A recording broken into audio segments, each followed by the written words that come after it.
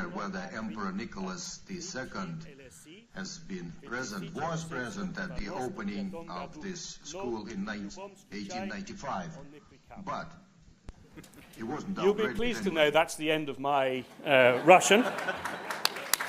That's great.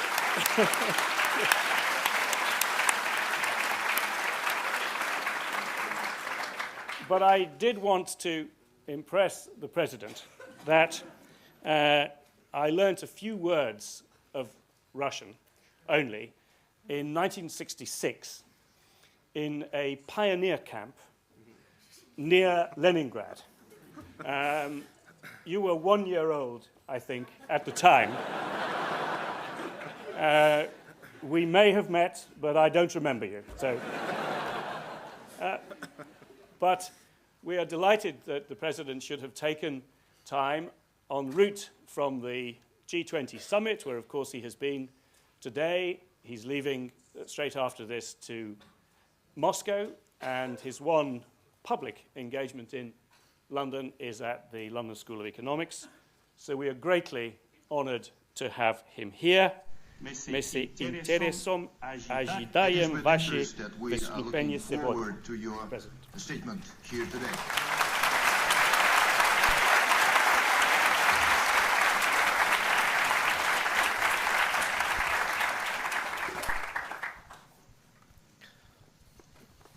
Уважаемые друзья, уважаемые коллеги, I would like to, first of all, apologize for this delay, unavoidable, not due to circumstances under my control.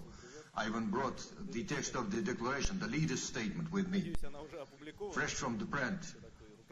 I have a handwritten copy of that, and I wanted to thank you for this invitation, for this opportunity to speak in one of the leading economic universities of the world. You've just said that the diploma of your school were issued to hundreds of Russian students and postgraduates, and we are very gratified that the graduates from your school work both in Russia and elsewhere in the world, a group of specialists, experts of high notch. As a political leader of the state, as a president, and as a legal scholar for one, I'm very sympathetic with your motto, understand the substance of things. And of course, such an approach is quite topical, always and everywhere, especially at such periods as the one we're living in. And perhaps everyone living in this room would understand whether two dozens of the leaders who got together here in London understand the substance of things to define the destinies of the economies of the world and opportunities for creating new architecture. Well, I don't know to which extent, how well we are versed in all these issues, but we tried it at earnest. We do understand that our future lies in our common responsibility and through our common efforts. Today, at the conclusion of the G20, we've reached a high note of commonality. Everyone who spoke said that it is very difficult today. Today, more difficulties are ahead, and we don't know where is the bottom of this crisis. We don't even know whether we've found an adequate set of tools to address this crisis, but we tried to our best, and I hope that a few things would work. But 25 years ago, especially at the time when we visited the pioneers camp near Leningrad, it was difficult even to imagine for leaders of such diverse, different countries, economies, states with so different historical and political traditions to get together on a short notice to take very specific decisions. Well, I would like to remind you that to create the Bretton Woods machinery, it took quite a long time. a few dozens of years, from the time of the beginning of the Great Depression. Of course, we shouldn't be content and satisfied, but we are satisfied that we learn to work fast, to listen to each other, to meet, to discuss issues. We are trying to address things fast. Today, we've taken a number of decisions as reflected in the declaration. I would not list them, not to bore you, but I would only mention that we agreed to implement a number of major anti-crisis programs to stimulate our economies, to top up the resources of the IMF, and to an unprecedented amount with a view to assisting the states and the peoples who suffered from the crisis only on the basis of the major reform of those organizations.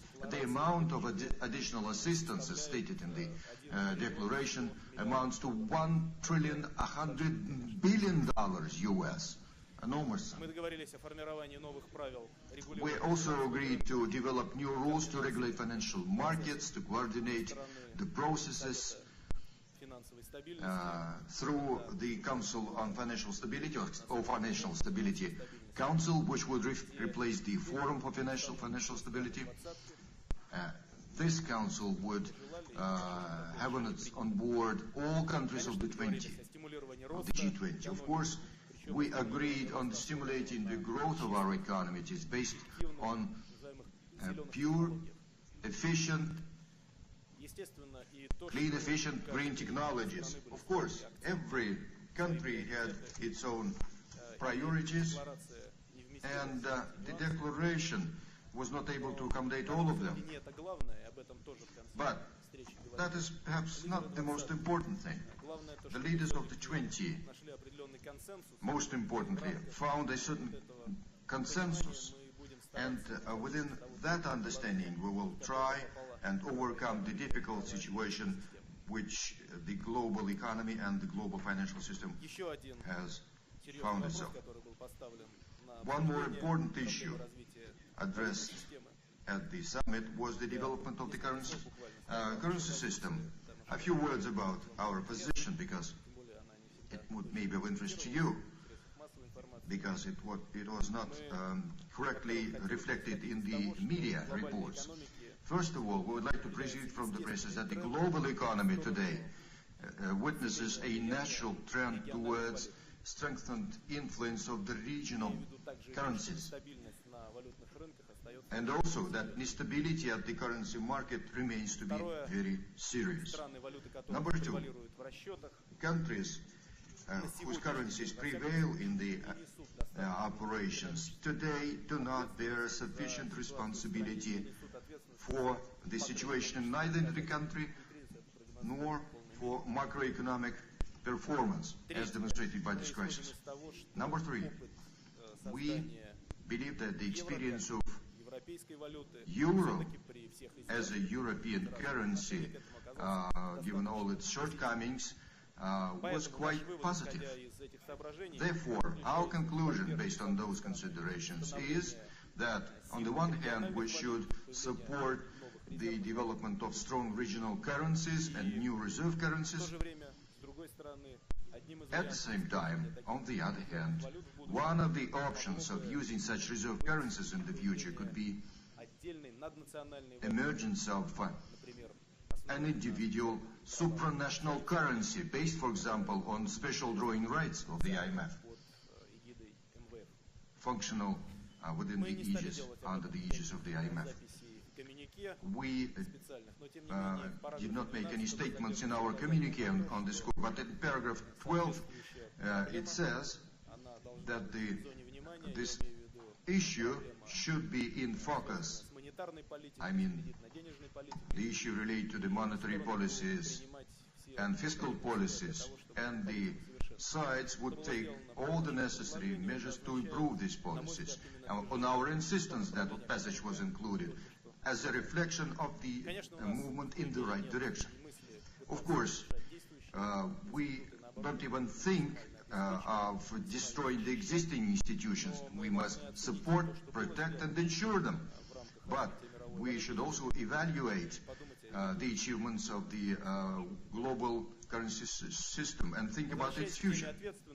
That's the substance of our procedure. Speaking of the responsibility again, I would like to stress that before our eyes, we witnessed the destruction of the existing paradigm of the development.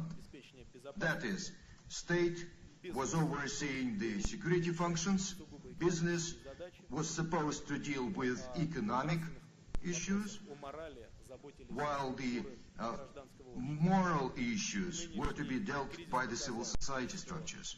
The prevailing crisis demonstrated that such separation is not perfect. In normal life, in real life, all these things should be mutually intertwined. Otherwise, economic becomes immoral, and in the final analysis, despite all intermediate successes, we will all witness a very, very deep crisis. It is my understanding that business is not only a desire to gain the maximum revenue, as you would agree, but also a responsibility taken upon itself by those who deal, who implement the business activities. You would also agree that in a considerable number of countries, such responsibility was too much for some businesses. They were not prepared morally to bear this. And in their desire to reach the super revenues, the money has obviated for them all our other criteria of the successful life and all moral values and norms. In the end, underestimation of the risks and overestimation of incomes have become a regular practice, and such destructive approach was not only curtailed by the existing institutions, such as the auditing structures and rating agency, but also promoted by them. And frankly, we were all witness to this process. Even when I was not engaged in the political life, I was in the business, in the legal business. I remember how I dealt with auditing companies. And you would understand how and what is discussed with them and what decisions were taken sometimes. It means that a rather serious gap developed between the understandings and desires to get more money. The riskiest and the most irresponsible were those institutions who, by definition, by default, should be the maximum conservative institution, I mean the financial institutions. Today, in many countries, we witness another direction of development. There is a temptation to take everything into the care of the government or to turn it into the state property. But also in a number of countries, they do it already. They've done it already.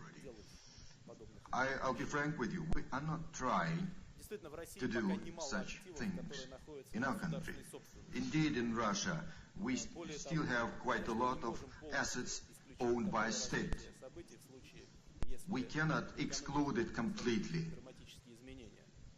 in the event the economy would continue to see such dramatic change to the worse. But in my view, the state support should be of a temporary nature, including the state support in the form of entering into the capital or assets of such companies, especially since we're using the taxpayers' money, and we can do it only on a very limited scale.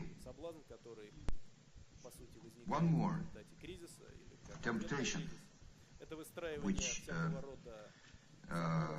emerges as an attempt to respond to the crisis, building fences around the national markets.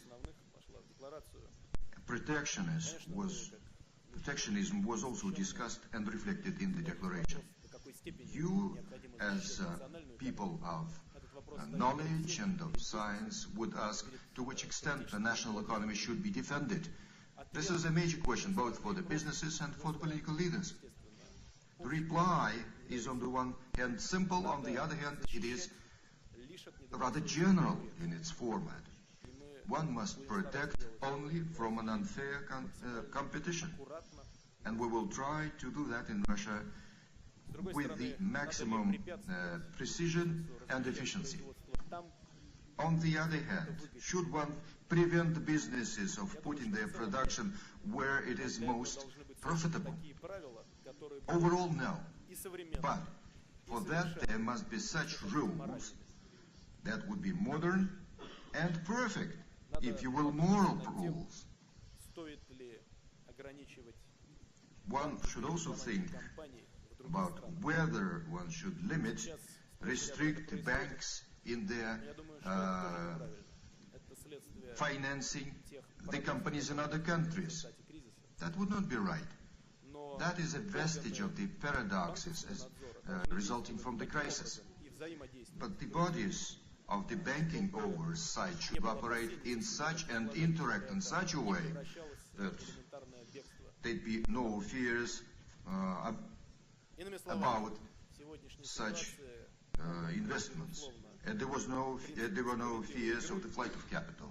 Today we need the principles of fair play, which, of course, are to be understood a fair fight without prohibited tackles, to use the sporting terminology. And the doping in the form of protectionist measures would only be effective for a very short period and would bring more problems of the same type as the doping brings to the athletes. It is also true for the protectionism in trade and in other areas which are equally important. I mean the denial of access to technologies and commercial assets, or excessive restrictions for the labor migration. Dear friends, I believe it would be useful also to mention what we do and what we plan to do to overcome the crisis. You are aware that we in Russia, like any other country, in the focus of the crisis developments, we've taken a number of special decisions and programs. The measure of their efficiency will, of course, be evaluated by the people of our country, and after some time. But I would note in this connection that we do not intend to change our overall priorities, long-term strategic objectives, to increase our productivity of labor, efficiency of production, on the basis of innovation. Of course, we should focus on helping our people who are in a very difficult situation due to the crisis, which was directly mentioned in the declaration that we adopted. I mean the most vulnerable categories of people, retirees, large families, people with disabilities, and so on. Those are the people who, on having trusted the economic policy of the state, have taken loans and have at the same time lost their jobs and cannot serve their mortgages anymore.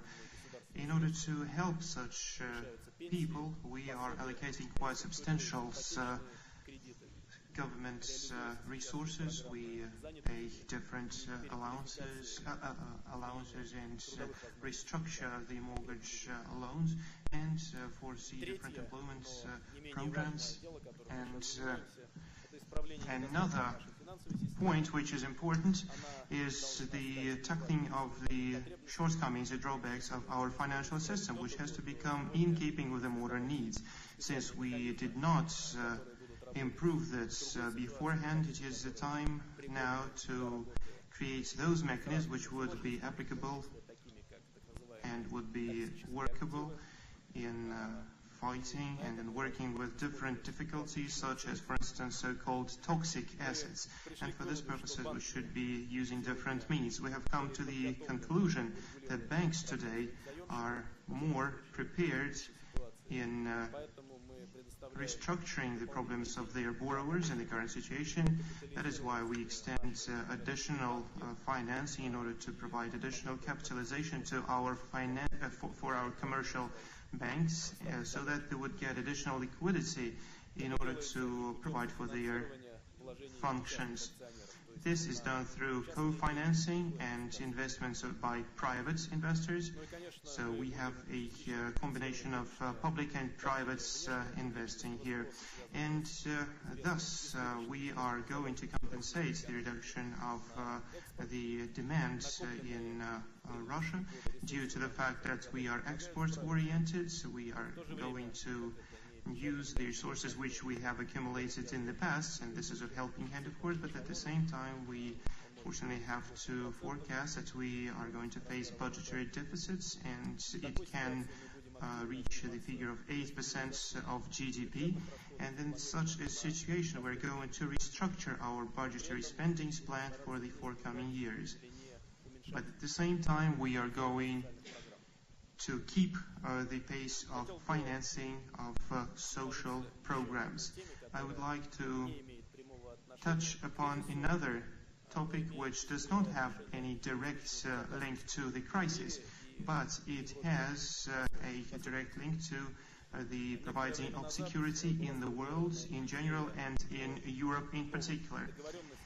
Just some time ago, we have formulated an idea of a new arrangement in the area of security, and I mean here security in Europe. And we come from the conclusion that in the whole area of Europe, from the Atlantic Ocean and as far as the territory of the Russian Federation completely, the security has to be equally provided to all citizens living in this space. The matter of how this should be done is now discussed by different institutions. It is NATO, the OSCE, the European Union, different formations which appeared in the former Soviet Union area, such as, for instance, the Collective Security Treaty Organization and many others. But the problem is that each of those mentioned structures cover only some fragments of security, and in certain cases, due to the fact that this or another question leads to differences in us, this sometimes leads to a situation which resembles the situation of the Cold War times. And this is really pitiful, because the nature of relations between Russia and Europe and the level of mutual dependence, of interrelation of our countries and the history itself witness and demonstrate that we must live in complete contact with each other, and we have to develop jointly, because Russia is not the Soviet Union, and it is not even a post-Soviet Union state. Our country for over 18 years is developing as a modern state with market economy, and it is a democratic state. It has its own national interests, which we are observing and protecting, and our development direction is not so different from the European countries, and we hope to enjoy full-fledged and equal partnership and trust and confidence on many issues. That is why I'm referring to the European security matters. And here, of course, we have another component connected here, which is providing of the energy security as part of the general security. And I would like to say on purpose that we are not satisfied by the situation in this sphere. The events of early January this year and the situation of the transit of gas through the territory of Ukraine have demonstrated that the legal framework of the current day failed to work appropriately. Because they do not work, they cannot bring anyone to order, and many states simply do not participate in that. For instance, Russia does not participate in the energy charter because our understanding is that this document protects the consumers, state's consumers, but it does not protect the interests of energy resources producers. So what is the conclusion which can be driven from that? And the conclusion can be pretty simplistic. We need to develop some new solutions. And I've talked about that with my colleagues both in Germany and here in Great Britain. And in near future, I suppose we will prepare and distribute a document which would help different arrangements which exist to get translated into real life. 3 years ago in St. Petersburg, when the G8 summit was organized there, we've prepared corresponding decisions. So what would I like to say in the conclusion of my remarks? Those who are students are enjoying the happiest time in their lives. As any person who was a student himself and then a professor at the university, I really envy you, honestly.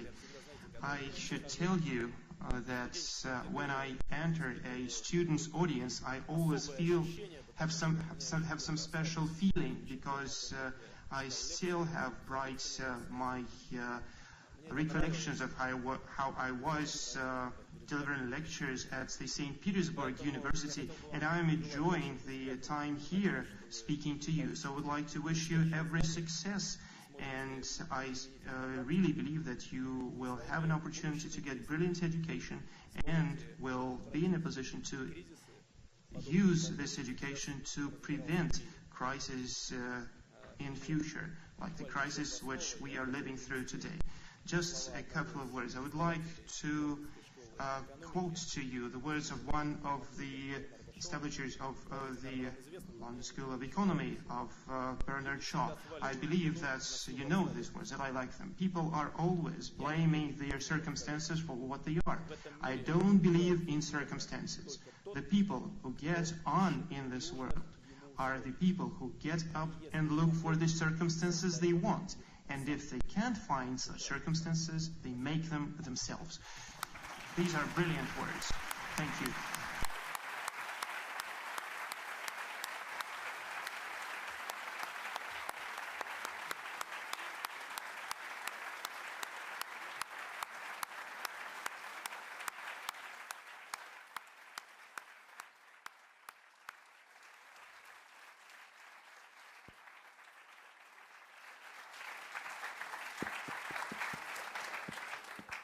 Thank you very much for a very wide-ranging speech. We now don't need to read the newspapers tomorrow to find out what went on at the G20, but you also ranged much more broadly into issues of security and energy security, which are also of great interest to people here in the school. The President has kindly agreed to take some questions, and so if you could put your hands up and wait for a microphone to come to you, and perhaps we might wait for the President to get geared up. And we'll take one right on the back row, man, a blue shirt, I think, right on the back row. If you could give your name and speak clearly into the microphone. Thank you. Hello. I'm Mathieu Tram, student from the LSE. Mr. President, thank you for talking about all the security issues. This is a question I wanted to ask you. I mean, there's been a lot of talk regarding the OECD, NATO, and Russia. How do you yourself see the development of NATO at your doorstep?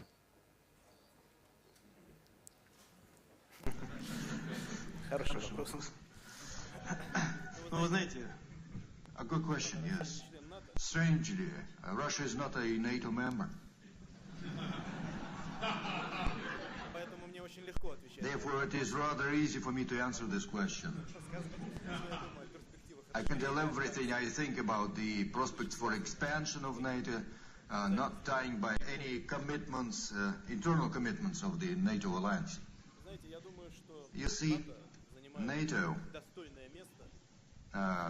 takes its honorable place in the system of ensuring security in the world and in Europe. In real terms, it is the strongest military-political organization of the world, has been developing in recent years in rather comfortable conditions, because if one is to remember the old times when the Warsaw Treaty was in existence, NATO and the Warsaw Treaty, to put it mildly, were opponents. And the development was altogether different. Today, NATO develops in different conditions, but at the same time, as I see it, and I would like my colleagues responsible for the development of the structure not to take offense, but some processes within NATO for the Russian Federation seem to be superfluous, excessive. We frankly do not understand why, in such a post-haste, to accept the countries into NATO who are not prepared for that, without even consulting with other countries. What is a military alliance? A means to protect the interests of certain countries. But there are countries who are not members of that alliance, and when the alliance is developing, those countries get apprehensive. Perhaps this is all done against them, especially taking into account the experience of cooperation between the two alliances, cooperation in inverted commas. NATO, like any other organization, in my view, should demonstrate the maximum responsibility to follow the dictum not to do harm. Therefore, we should view as how the NATO develops internally, and the acception of new members brings new responsibilities and new difficulties. I wouldn't mention here specifically anyone, but not all the new NATO members are easy to talk with now. I would not also categorize those as young NATO members or old NATO members. It's easy for me to discuss all of this, being outside. In this sense, NATO is better off thinking in terms of maintaining domestic internal unity and solidarity, and not aggravating relations with its neighbors, including the Russian Federation. Before taking any decisions to further expand, one should think about the consequences of such decisions. I yesterday frankly described it to my new friend, comrade, I would rather, President of the United States, Barack Obama. Young student right in the middle there, Margot, stand up. There you are.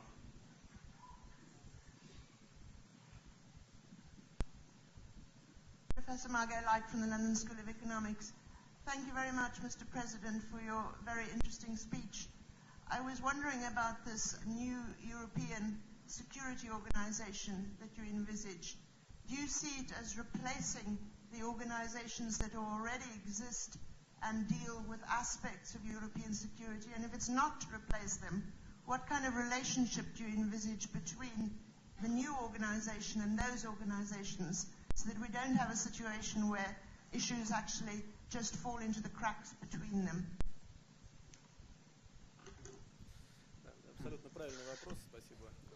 Absolutely appropriate question. Thank you for it. Well, of course, when I formulated this idea almost a year ago during my first visit to Germany, for myself, I also tried to identify what would that be, bearing in mind that all organizations are not perfect and there is no structure that brings us all together. And there was no crisis at that time. And we did understand that there are issues and problems in our relations. There was no economic crisis. There was no August crisis in the Southern Caucasus. And we had a feeling that we have a problem. Therefore, it seems to me that we should be guided by the premise that the creation of such an agreement, a pan-European agreement, should not lead to the replacement of existing organizations. All organizations that exist must remain. Moreover, they must be instrumental in developing such a new arrangement or treaty. That should be a universal pact. You may ask, what's so bad about the OSCE? Well, the thing is that OSCE has come a long way from a meeting on the security and cooperation in Helsinki in 1975, when two blocs stood against each other. And now it is an organization dealing with particular, specific issues, and not quite always efficiently. Therefore, there is a desire to create something new that would take on board the traditions of the past also, the best of them. And in my view, that should be a forum for discussions of all issues, both for the countries who are members of the North Atlantic Alliance and for the countries who are in Europe but outside the NATO alliance, to discuss issues of economic security, energy security, military security, political issues, anything. At the same time, to take rather legally binding decisions. How do we agree on this with other organizations? There is a room for thinking and deliberation. 100 years ago, the creation of such organization like the United Nations seemed to be absolutely unthinkable. Although the system of international law started its development in the mid-19th century. Our forefathers created the United Nations, and given all its imperfection, it's the only universal organization which helps us to address a plethora of issues. The same is true for Europe. If we have failed to agree on basic principles, such an organization could be efficient and effective. Up there, so but woman with long, yeah, that's it, you. Thank you. Mr. President, my name is Megan Cox. I'm an undergraduate here. My question concerns the current economic crisis. In light of current circumstances, a lot of conventional wisdom seems to be pointing towards more government intervention in our economy. Does Russia's past as a command economy make it easier or more difficult for the government to involve itself in its economy?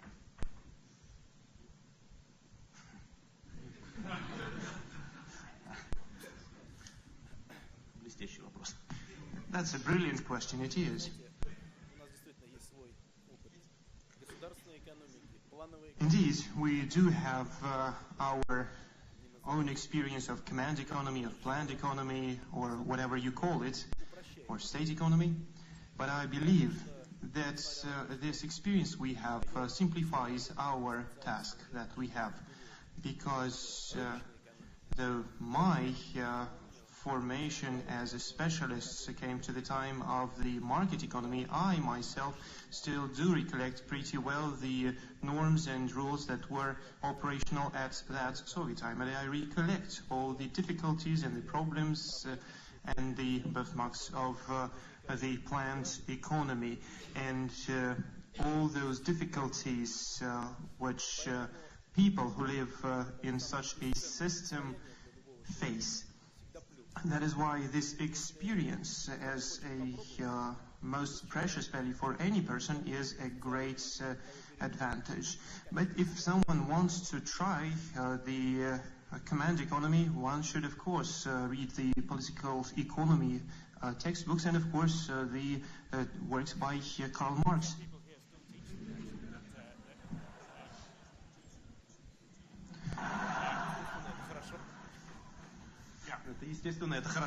Which is only natural and rather good.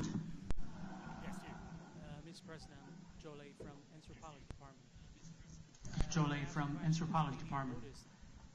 When I ask a question is, maybe you noticed people here, almost 80% of people need a simultaneous translator to understand your speech. How do you interpret this phenomenon? And what's your plan to promote Russian culture, the Russian language, in the future or during your reign?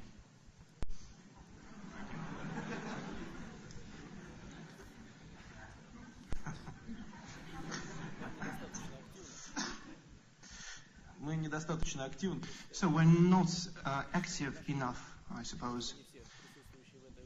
And I believe this is our fault to some extent, that not everyone here understands Russian. This is the first point. And the second, you know, if putting it in serious terms, then the level of penetration of the Russian language, as any other language, is dependent how close are the relations between the businesses and the cultures. I believe that now we are in a situation where we can stimulate these processes and add additional steam to them, because I believe there are no barriers on this way. Maybe the only barrier here is that Internet largely is an English-speaking community, and I myself am searching through foreign websites in the English language. However, now we are trying to push forward the registration of domain names in Cyrillics. Probably this will help to improve the knowledge of the Russian language worldwide. Well, I don't know if it's a white shirt, quite, but yeah, that's it. Sotiris Bandouros from LSE Health. Thank you, Mr. President, for your very interesting lecture. Under the Bush administration, the anti-missile defense of the United States was a major issue in the relationship between Russia and the United States. Under the Obama administration, do you think that something has changed? Do you believe that the program will still go forward? And if not, what will be the reaction of Russia? Are you still going forward, also amid the crisis, in the multi-billion program of upgrading the Russian army? Thank you. Thank you.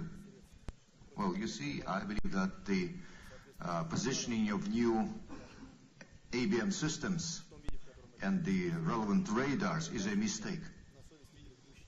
The way it is now being implemented, a mistake to be blamed on the previous administration of the United States, and many of my European colleagues believe so. But that is not the matter.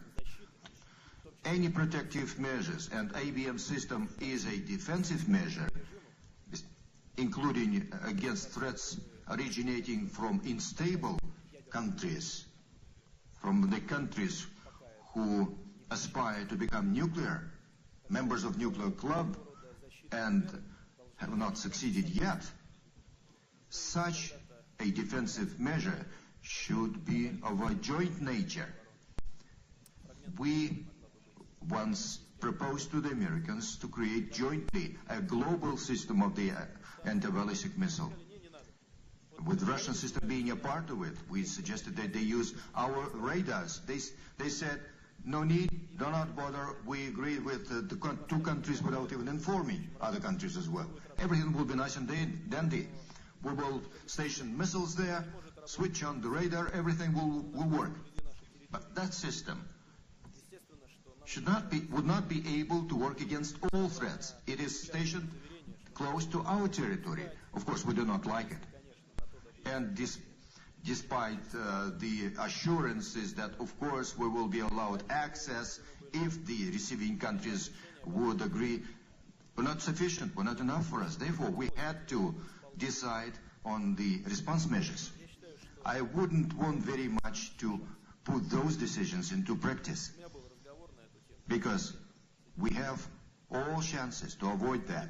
I have had a discussion on this with the U.S. President. At least I can tell you that on the part of the United States, there is a desire to listen to our arguments. They are not trying to cut us off, saying that the issue has been decided. That's it. There is nothing to discuss. Therefore, if we try and persist on both sides, we'll be able to find a way out of this very unpleasant situation. Speaking of the modernization of the Russian army, every country, every state modernizes its army. We cannot remain with the army which was created during the Soviet Union time. Like the United Kingdom modernizes its armed forces, NATO countries also do the same. Normal process. We cannot just rattle our sables and demonstrate our muscle. That is counterproductive. Those are treated with respect who do not show their muscles, but who has very good muscles, not showing them off. Therefore, we will continue putting on some muscle. I, as a commander-in-chief, the commander-in-chief, must deal with that. The front here, that's right. Stripy shirt this time to show I have no discrimination. Hello, my name is Georgi Choladze. I come from Georgia. Nice reaction. Отлично. Wonderful. You mentioned the crisis in South Caucasus in my country. My question is related to this. Are you going to recognize the mistakes you made towards Georgia, and how you are going to improve the relations towards Georgia or with Georgia, if you are going to do it at all? Thank you. Спасибо. Thank you. I'll try and answer in absolute frankness, the way I understand it. First of all, I believe that the dramatic developments are not the reflection of the deepest sympathy that has always existed between the Russian people and the Georgian people, and the other way around.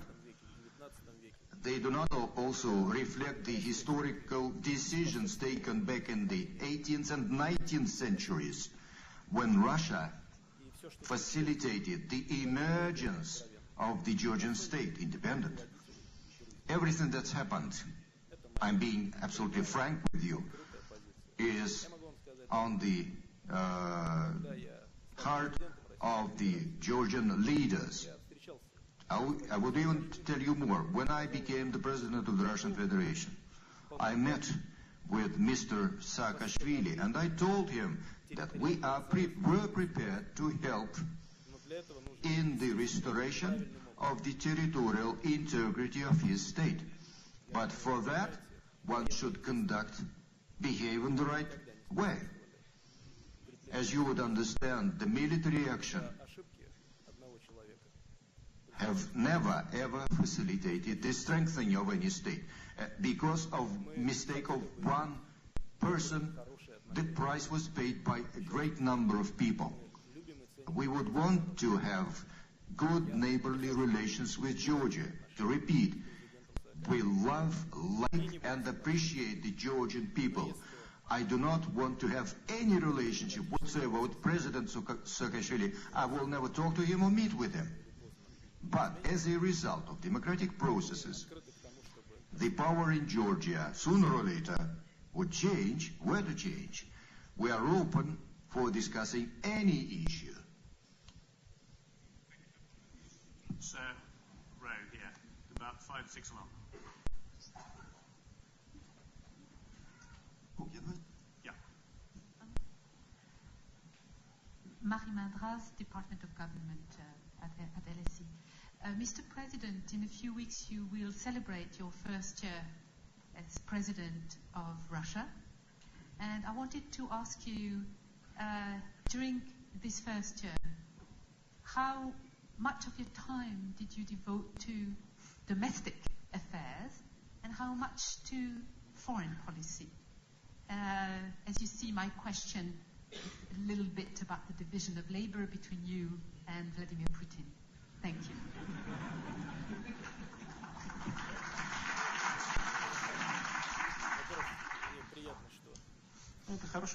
That's a good question, an appropriate one, of course. Because I'm very pleased that this anniversary is not remembered only by me, because this indeed was not the easiest year of my life. Well, I should tell you, some easier job before.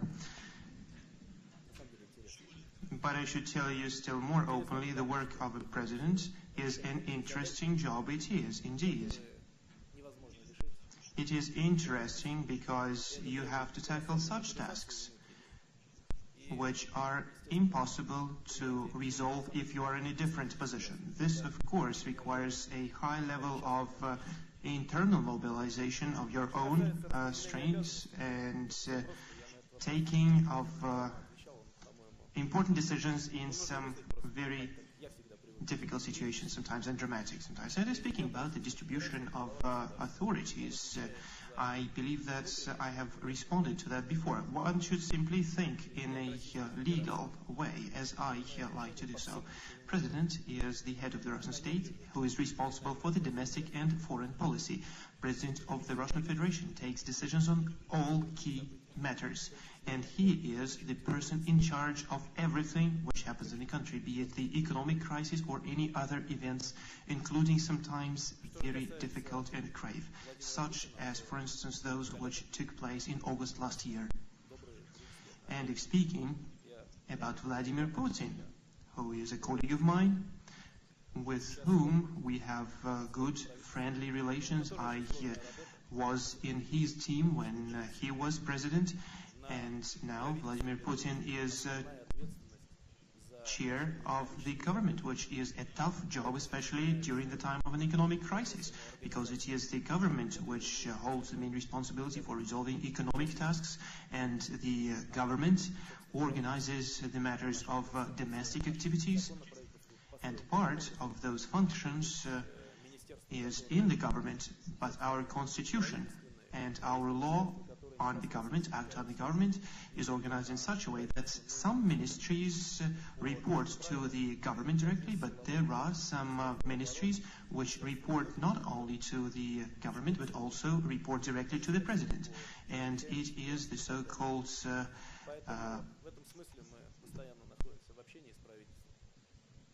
set of those ministries, such as Ministry of Foreign Affairs, of Defense, and many others. So we are in close contact with the government. Everything else is from the area of some emotional estimates and assessments. I believe that from the point of collective work, so far we have been successful in creating this team and when we were organizing the structure of working together.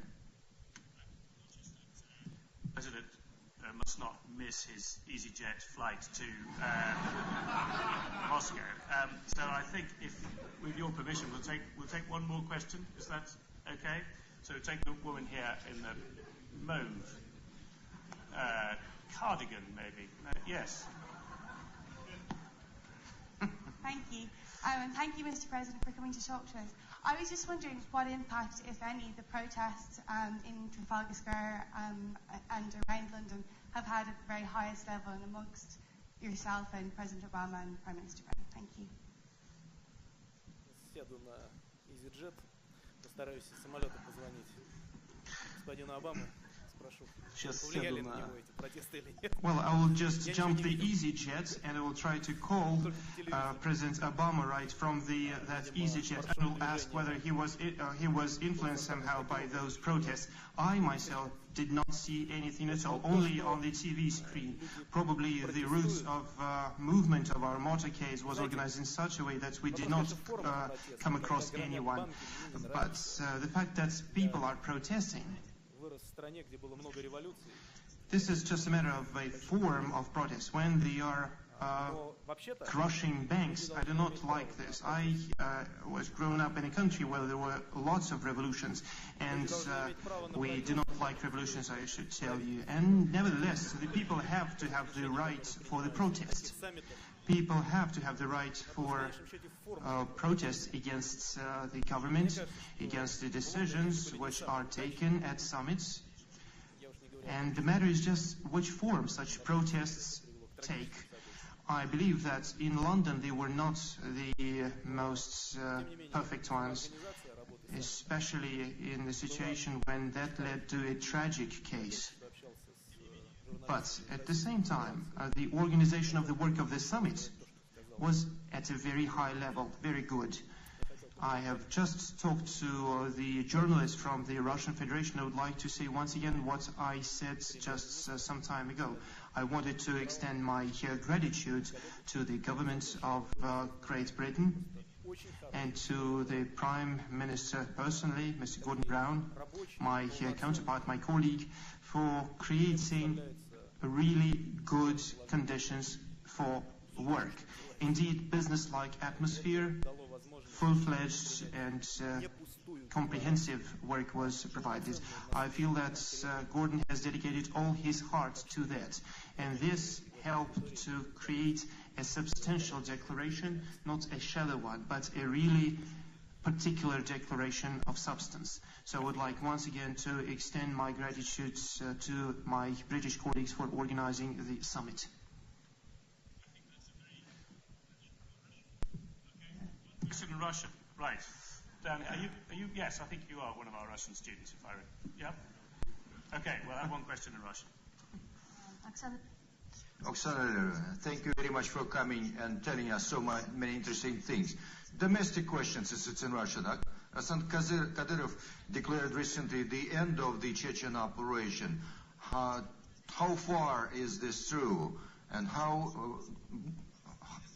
do you see it? Of course, that is a domestic issue, but having international repercussions, everything that's been happening 10, 15 years ago in Chechnya and the Republic of Chechnya was unfortunately not only our problem. Unfortunately, we encountered then the actions which other countries encountered a bit later in their history in other places. I would not, of course, describe to you the whole history of counter-terrorist operation, a very dramatic with lots of casualties, like any struggle against terrorism. Today, the situation in Chechnya is different. I myself rather recently dropped by Mr. Kadyrov to see how he's faring, and I noticed how much new construction is there. When people start new constructions, it means that internally they are ready for peaceful existence. Those who run with their submachine guns in the forest, they do not want to build houses. They have other values in their lives. That's a small indicator for you. In substance, I believe that the situation is ripe for changing the counter-terrorist operation regime there, which is not to mean that there'd be no operations of the internal forces and certain counter-terrorist operations. If anything happens, we will have to act, quite obviously. The same experience of the United Kingdom here. But overall, the counter-terrorist operation in a very rather near future could be changed, allowing the Republic to take a number of foreign trade decisions, to open air communications with the rest of the world, to make life more normal, more civilized there. We can only welcome this. But anyway, bearing in mind that the situation in the Caucasus is still far from being a simple one, I personally mentioned that we will follow closely the developments there. Should there be any problems, we will have to act particularly very decisively and precisely. Full and open answers to a wide range of questions, and I thank the questioners for them. I should say before you leave that we have one embarrassing tradition at the LSE, which began when Nelson Mandela was here, and that we give our people a cap.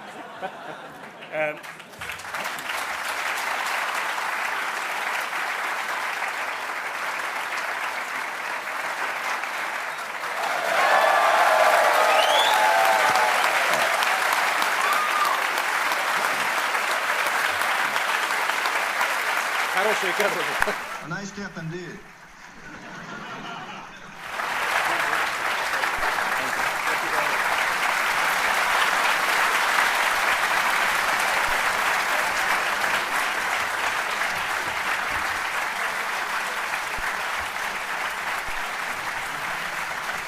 Спасибо. Всего вам доброго. Успехов. Every success. I wish you success. Good luck. See you.